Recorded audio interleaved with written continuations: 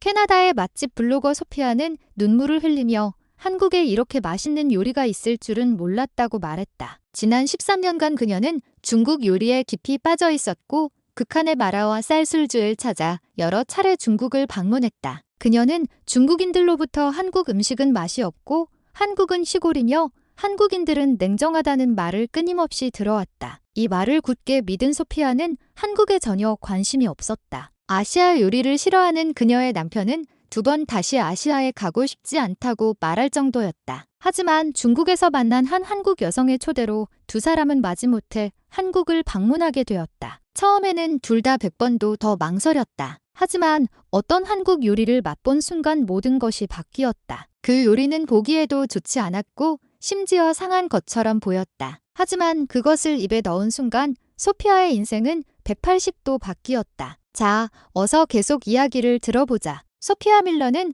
캐나다에 거주하는 맛집 블로거이다. 그녀의 가장 큰 열정은 극한의 매운맛과 술, 특히 혀를 찌르는 듯한 마라의 맛이야말로 요리의 정수라고 생각했다. 평범한 매운맛으로는 그녀를 만족시킬 수 없었고 그녀는 늘 한계를 뛰어넘는 매운맛을 추구했다. 바로 그때 그녀는 중국 요리를 만났다. 사천시 커거, 마파두부, 궁바오지 등 모두 그녀가 추구하던 극한의 매운맛의 세계였다. 뿐만 아니라 그녀는 중국의 쌀술에 매료되었다. 매운맛으로 자극된 입안이 달콤한 쌀술로 씻겨 내려갈 때 매운맛이 적절히 중화되는 느낌이 매우 편안했다. 캐나다에서도 쌀술을 살 수 있었지만 종류가 한정되어 있었기에 그녀는 현지의 마라 요리와 쌀술을 찾아 중국을 자주 방문하기 시작했다. 정신을 차리고 보니 그녀는 이미 13년 가까이 중국을 여행하고 있었다. 중국인들은 유구한 음식 문화로 세상에 알려져 있으며 그들의 연간 알코올 소비량은 상당했다. 소피아는 이런 식문화를 가진 중국에 특별한 감정을 갖게 되었고 여행을 언급할 때마다 열의 8번 중국을 선택했다. 하지만 그녀의 남편 데이비드는 생각이 전혀 달랐다. 그는 매운 것을 몹시 싫어했고 중국을 포함한 아시아 국가들에 대해 부정적인 인상을 가지고 있었다. 중국 거리는 더럽고 불친절한 사람들 뿐이야. 요리도 그냥 맵기만 하고 특색이 없어서 금방 질렸어. 솔직히 말하면 중국뿐만 아니라 다른 아시아 국가들도 마찬가지야. 그래서 다음 여행은 무조건 아시아 이외의 나라로 갈 거야. 데이비드가 아시아에 반감을 갖게 된 것은 소피아와의 잦은 중국 여행과도 관련이 있었다. 그 여행들은 매운 것을 먹어야 하는 고통스러운 기억일 뿐이었고 지친 몸을 더욱 힘들게 했다. 매번 아시아 여행을 갈 때마다 매운 음식을 먹어야 했기에 그는 점차 아시아에는 매운 요리밖에 없다는 선입견을 갖게 되었다. 또한 소피아 역시 한국에 대한 강한 편견을 가지고 있었다. 이는 여러 차례의 중국 여행 중 현지 중국인들로부터 한국과 한국인에 대한 나쁜 말을 끊임없이 들었기 때문이다. 한국 음식은 맛이 없어, 한국의 도시는 시골이고 아무것도 없어, 한국인들은 냉정하고 무례해, 한국은 은혜를 모르고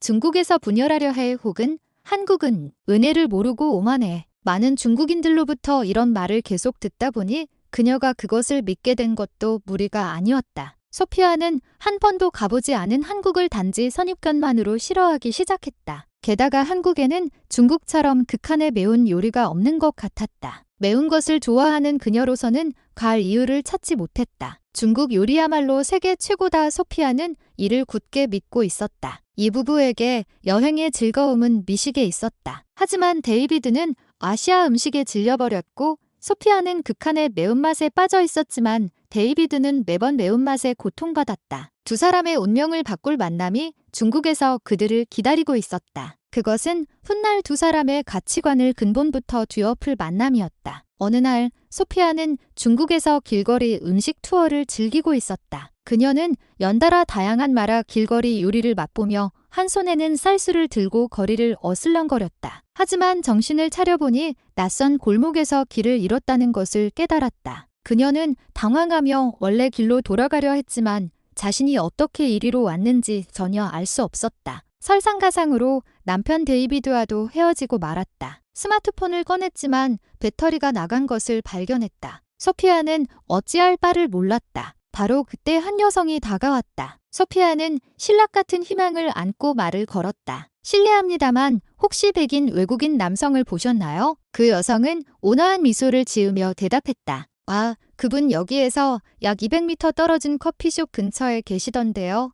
소피아는 안도의 한숨을 내쉬었다. 그러자 그 여성은 이어서 말했다. 제가 그곳까지 안내해 드릴까요? 소피아가 놀라기도 전에 그 여성은 이미 앞장서 GK 비기 시작했다. 소피아는 속으로 중국인치고는 정말 친절한 애라고 생각했다. 하지만 대화를 나누는 과정에서 그녀가 중국인이 아니라는 것을 알게 되었다. 사실 저는 한국인이에요. 그 여성은 자신을 민지라고 소개했다. 그녀는 무역회사에서 일하며 업무차 중국에 자주 온다고 했다. 소피아의 마음이 복잡해졌다. 한국인이라는 말을 듣자 중국인들에게서 들었던 냉정하다, 무례하다 같은 단어들이 떠올랐다. 하지만 눈앞의 민지는 매우 친절하고 따뜻한 사람이었다. 민지의 안내 덕분에 그녀는 무사히 데이비드와 재회했다. 소피아는 민지에게 고마움을 표하고 함께 길거리 음식을 먹자고 제안했다. 그들은 민지를 데리고 자주 가던 단골 식당으로 갔다. 세 사람은 매운 가재 요리소를 먹으며 쌀술을 마시고 이런저런 이야기를 나누었다. 민지는 이 일들을 잘 알았고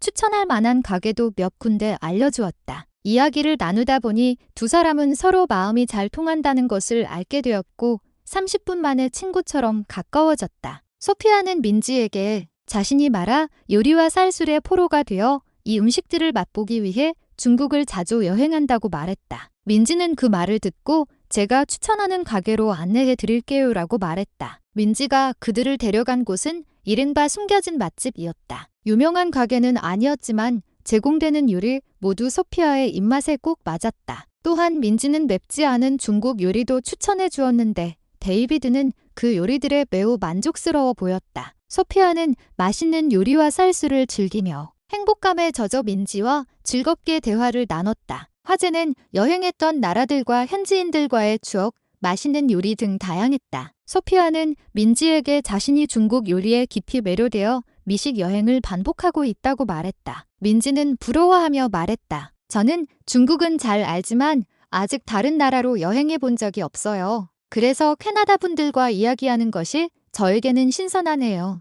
세 사람은 즐거운 시간을 보냈다. 그때 민지가 진지한 표정으로 물었다. 소피아 씨, 여러 나라를 여행하셨네요. 특히 아시아를 좋아하시는 것 같은데 한국에는 안 가시나요? 이 질문에 소피아는 순간 말이 막혔다. 소피아는 솔직하게 대답해야 할지 망설였다. 만약 민지에게 한국에 대한 나쁜 말을 하면 그녀가 상처받을 수도 있었다. 그래서 소피아는 완곡하게 말했다. 듣기로는 한국 음식이 입맛에 좀 싱겁다고 들었어요. 저처럼 자극적인 맛을 좋아하는 사람과는 맞지 않을 것 같아서요. 그리고 저는 중국에 너무 빠져 있어서 한국은 별로 생각해 본 적이 없어요. 또 한국이 정치적으로 많은 문제를 일으킨다고 들었어요. 민지는 묵묵히 소피아의 말을 듣고 있었다. 그러고는 부드럽게 제안했다. 그럼 한국에 직접 와서 경험해 보시는 건 어때요? 직접 경험해 보지 않으면 알 수 없는 것들이 많거든요.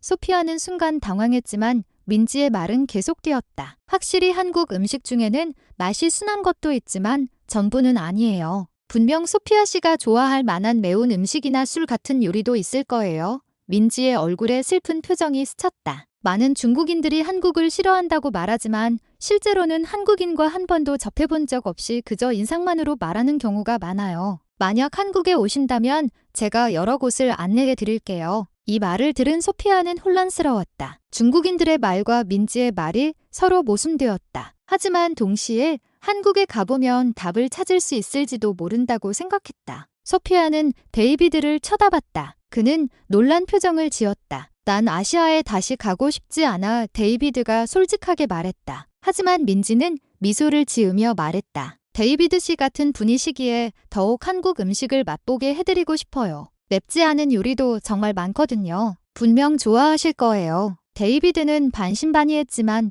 소피아가 가기로 결정하면 그도 동행해야 했다. 그는 아내를 혼자 아시아에 보낼 수 없었다. 결국 두 사람은 한국에 가기로 결정했다. 민지는 기뻐하며 그들과 연락처를 교환했다. 한국에 오실 때 꼭 연락 주세요. 인천국제공항 인천 에어포트에서 기다릴게요. 민지가 웃으며 말했다. 소피아의 마음속에는 기대와 불안이 교차했다. 중국인들에게서 들었던 한국에 대한 부정적인 평가가 사실일까? 아니면 민지의 말처럼 실제로는 그렇지 않을까? 답은 한국에 가봐야만 알 수 있었다. 데이비드도 복잡한 표정이었다. 또 매운 요리면 어떡하지? 그가 중얼거렸다. 하지만 소피아는 민지 씨가 맵지 않은 요리도 있다고 했잖아요. 그리고 우리가 직접 눈으로 확인해 봐야 해요. 맛집 블로거로서 선입견만으로 판단하는 건 옳지 않아요 라고 말했다. 소피아는 마치 스스로에게 다짐하듯 말했다. 사실 그녀 역시 불안감으로 가득했다. 만약 한국에 갔다가 실망하면 어떡하지? 만약 정말 중국인들의 말처럼 지루한 곳이면 어떡하지? 이런 불안감이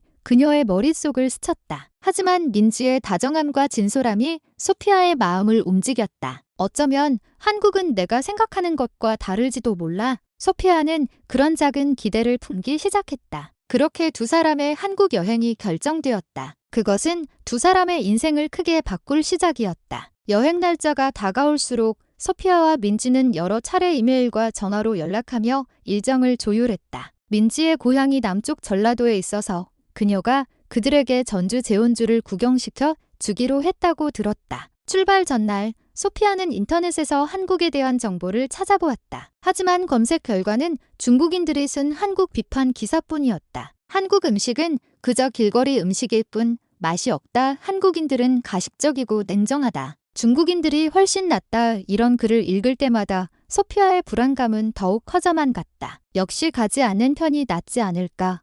이런 생각이 그녀의 머릿속을 스쳤다. 데이비드도 같은 불안감을 안고 있었다. 또 매운 요리를 억지로 먹게 되는 건 아닐까? 또 아시아의 더러운 거리를 보게 되는 건 아닐까? 그는 마지못해 짐을 챙겼다. 인천국제공항에 도착한 날, 그들은 약속 장소로 향했다. 약 30m 떨어진 곳에서 민지가 손을 흔들고 있는 것이 보였다. 민지는 웃으며 두 사람을 맞이했다. 한국에 오신 것을 환영해요. 오늘은 제가 전주를 안내해 드릴게요. 그들은 민지의 자가용을 탔고 그녀는 운전을 하며 관광 가이드를 해주었다. 데이비드는 뒷좌석에 앉아 있었는데 표정이 그다지 밝아 보이지 않았다. 그는 흥미를 보이려 애썼지만 어딘가 거짓된 느낌이었고 무심코 우울한 표정이 드러났다. 소피아 역시 그다지 신이 나지는 않았다. 하지만 그녀는 즐기지 않으면 손해라고 스스로에게 말했다. 그렇게 생각하며 차창 밖의 풍경을 바라보던 그녀는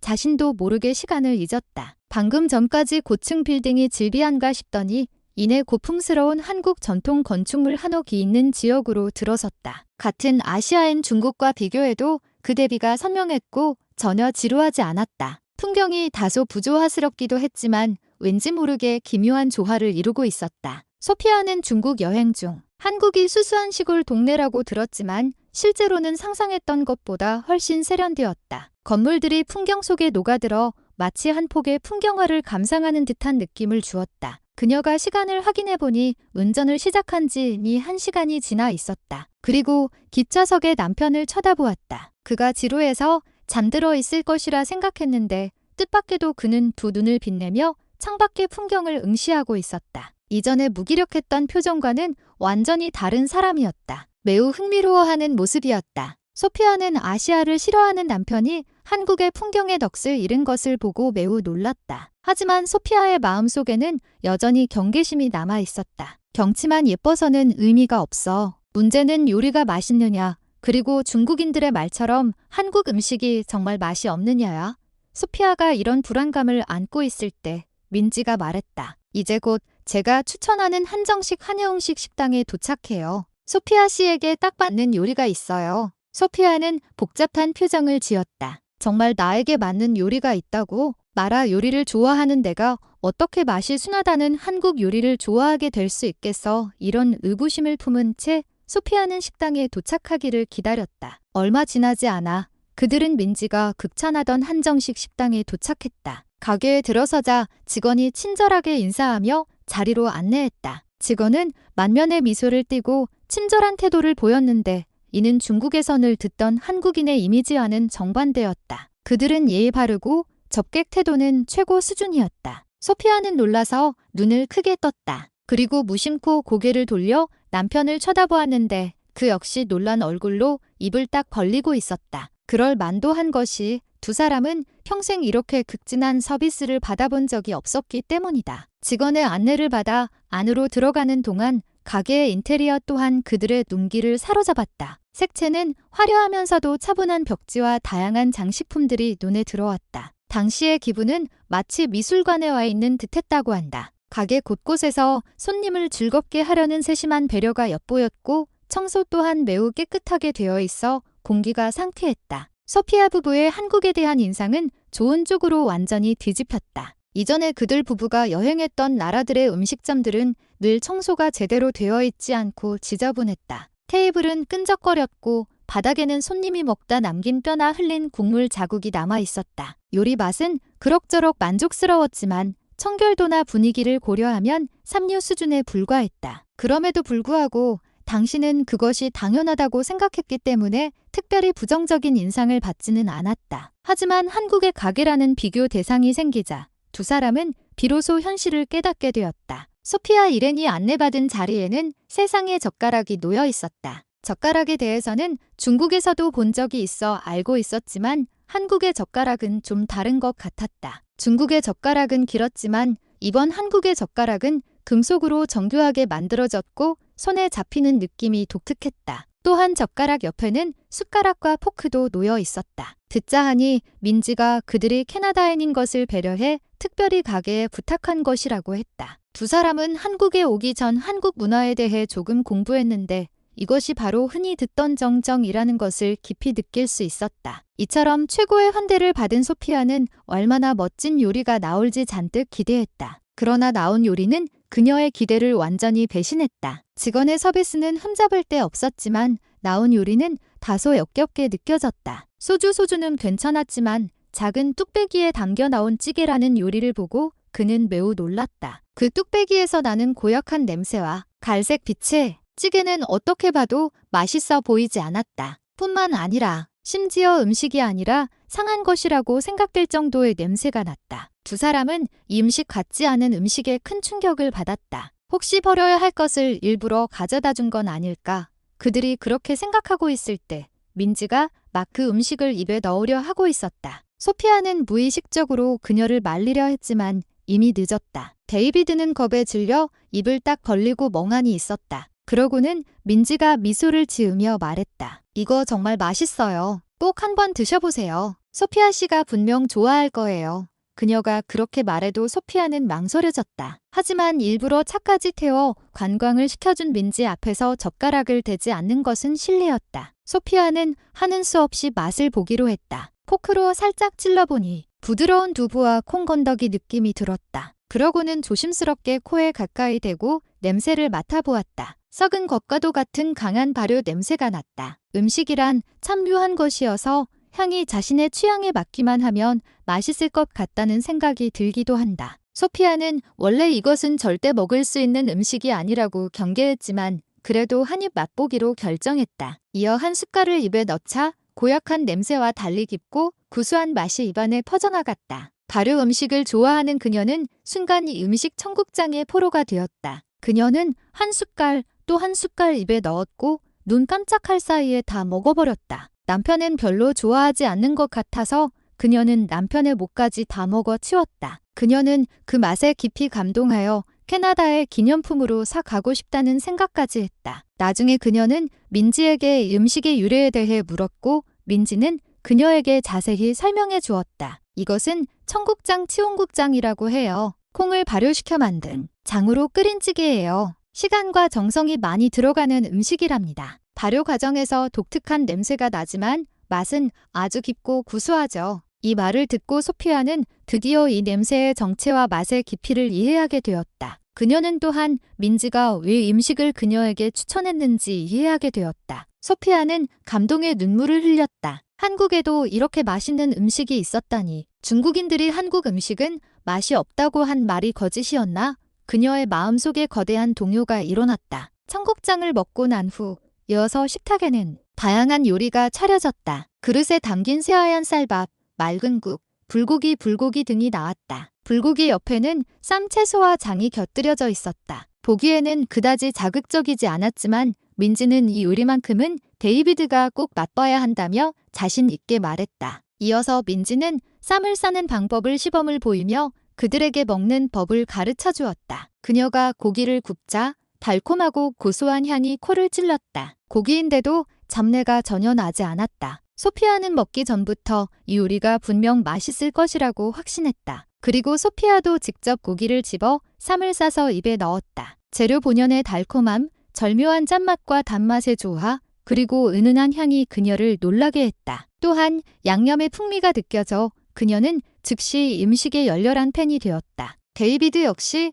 불고기를 매우 마음에 들어하며 맛있게 먹었다. 민지에 따르면 이렇게 양념에 재워 굽는 것은 한국 요리에서 매우 중요한 조리법이며 재료 본연의 맛을 최대한 살릴 수 있다고 했다. 방금 전에 청국장처럼 발효나 단순한 조리법을 이용해 음식의 맛을 이끌어내는 것은 미식 애호가인 소피아의 눈을 뜨게 했다. 그 후 그들은 시간 가는 줄 모르고 한국 요리를 마음껏 즐겼다. 한국 요리는 전반적으로 맛의 균형이 잘 잡혀 있었는데 이는 재료의 풍미를 돋보이게 하기 위함이었다. 신선한 재료를 준비했더라도 양념이 너무 강하면 조미료 맛이 재료 본연의 맛을 덮어버리게 된다. 한국 음식은 재료의 풍미를 간직하고 있었고 맛이 자극적이지 않아도 밥과 잘 어렸다. 잡채 차페이라는 요리도 아주 맛있었다. 밥과의 궁합이 그야말로 환상이었다. 입에 넣자마자 향긋한 참기름 냄새가 입안에 퍼지고 그 향이 코를 찔렀으며 씹을수록 맛이 우러나왔다. 소피아는 한국 요리의 깊이를 깨달았다. 아시아 요리에 전혀 관심이 없던 데이비드도 이 잡채는 극찬했다. 비록 청국장은 그의 입맛에 맞지 않았지만 그가 잡채를 먹는 모습은 매우 맛있어 보였고 처음 먹는 사람 같지 않았다. 데이비드는 솔직한 사람이라 거짓말을 하지 않기 때문에 소피아는 이것이 결코 립서비스가 아님을 확신했다. 그렇게 두 사람은 요리를 다 먹었고 이어서 맛있는 술을 맛보기 시작했다. 소주를 마시니 풍미가 강렬하면서도 깨끗하여 시커주로 매우 적합했다. 이국을 여행하는 목적은 사람마다 다르겠지만 많은 사람들에게 가장 큰 즐거움은 역시 미식일 것이다. 혹은 먹기 위해 여행한다는 말도 결코 틀린 말이 아니다. 중국 여행에 빠져있던 시절의 소피아는 매운맛이야말로 요리의 맛의 핵심이라고 굳게 믿었다. 그녀는 맵지 않은 요리는 맛있을 리 없다는 선입견을 가지고 있었지만 한국 요리를 만난 후 그 생각은 완전히 박살났다. 특히 그녀를 놀라게 한 것은 아시아 요리를 싫어하던 데이비드가 한국 음식에 대해 극찬을 아끼지 않았다는 점이다. 소피아는 민지에게 자신이 한국 요리의 열렬한 팬이 되었다고 말했다. 민지는 이렇게 말했다. 한국 요리는 종류가 정말 다양해서 분명 좋아하시는 요리를 찾으실 수 있을 거예요. 같은 음식이라도 지역마다 조리법이 달라서 비교하며 먹는 재미도 쏠쏠하답니다. 삼면이 바다인 한국은 어업이 발달해서 신선한 생선은 회호로 먹기도 해요. 이 말을 듣고 소피아는 더욱 깊이 탐구하고 싶어졌다. 미식을 사랑하는 그녀에게 이것은 최고의 취미가 될 수 있을 것 같았다. 한국 요리 외에도 그녀는 한국인들의 국민성의 매력을 느꼈다. 한국인들은 매우 친절하고 예의 바르며 다른 사람을 배려하여 불쾌감을 주지 않으려 했다. 그리고 이것은 나중에 알게 된 사실이지만 한국인들이 친절하게 대하는 이유는 정정이라는 문화와 관련이 깊으며 다른 사람과의 소통을 더 원활하게 하기 위함이라고 한다. 인간관계에서는 첫인상이 중요하다고 한다. 여기에서 상대방에게 얼마나 좋은 인상을 남기느냐가 앞으로의 관계를 크게 바꿀 수 있다는 것이다. 예를 들어 음식점 직원이 손님에게 친절하게 대하면 손님은 기분이 좋아져 그 가게의 단골이 될 수도 있다. 반대로 처음 만났을 때 태도가 나쁘면 싫은 손님으로 찍혀 가게에서도 제대로 된 서비스로 대접하고 싶지 않을 것이다. 즉, 음식과 사람에 만족하게 되면 사람들은 그 장소를 좋아하게 된다는 뜻이다. 데이비드 역시 이번 한국 여행으로 한국에 대한 편견이 모두 사라졌다고 말했다. 한국에 오기 전에는 한국인들은 냉정하고 중국인들은 친절하다고 생각했지만 실제로는 정반대였다. 이제야 알게 된 사실이지만 많은 중국인들이 어릴 때부터 특정한 정치 교육을 받기 때문에 그 영향을 받아 한국에 대한 편견을 갖게 된 것이었다. 이런 부정적인 감정은 이미 뿌리 깊게 박혀 있었다. 중국인들이 한국에 대해 이야기할 때는 나이를 불문하고 그저 폄하하는 말만 했다. 즉, 그들은 한국에 대한 질투와 정치적 입장 때문에 거짓말을 퍼뜨리고 있었던 것이다. 어쩌면 그들은 마음속으로는 한국이 어떤 면에서는 더 우월한 곳이라고 생각하고 있을지도 모른다. 그렇기 때문에 질투와 적대감이 생기는 것일 테다. 아무튼 이번 한국 여행을 계기로 소피아와 데이비드는 매년 한국을 여행하기 시작했다. 부부는 한국인들이 외국인에 대한 편견이 없는 것도 최고의 여행을 즐길 수 있는 이유 중 하나라고 말했다. 미식 블로거인 소피아는 전 세계의 한국 요리의 매력을 전하기 시작했다. 그녀의 블로그에는 한국 요리 정말 깊이가 있네요. 저도 한국에 가보고 싶어졌어요. 알고 보니 그 중국인들이 하던 말은 다 거짓말이었군요 같은 독자들의 반응이 잇따라 올라왔다. 소피아는 민지에게 마음속 깊이 감사했다. 만약 민지를 만나지 못했다면 자신은 평생 한국의 아름다움을 몰랐을 것이고 하마터면 선입견 때문에 멋진 문화와 요리를 놓칠 뻔했다. 데이비드도 같은 생각이었다. 민지 씨 덕분에 아시아에 대한 제 편견이 사라졌어요. 한국은 정말 멋진 곳이에요. 그녀가 웃으며 말했다. 그리고 소피아는 다시 한번 깊이 깨달았다. 사람은 직접 경험해보지 않으면 진실을 알 수 없다는 것을. 다른 사람의 말을 전부 믿어서는 안 되며 직접 보고 직접 맛보는 것이 중요하다는 것을. 이제 두 사람에게 한국 여행은 인생의 가장 큰 즐거움이 되었으며 민지와의 우정도 계속 이어지고 있다. 매번 한국을 방문할 때마다 그녀와 재회하는 것을 기대하게 되었다. 소피아는 여전히 중국 요리를 좋아하지만 한국 요리가 그녀의 마음을 더욱 사로잡았다. 그녀는 매운맛만이 요리의 유일한 매력이 아니며 재료 본연의 맛을 살린 섬세한 요리 또한 깊은 감동을 줄 수 있다는 것을 깨달았다. 그렇게 소피아와 데이비드의 이야기는 새로운 장을 맞이했다. 편견을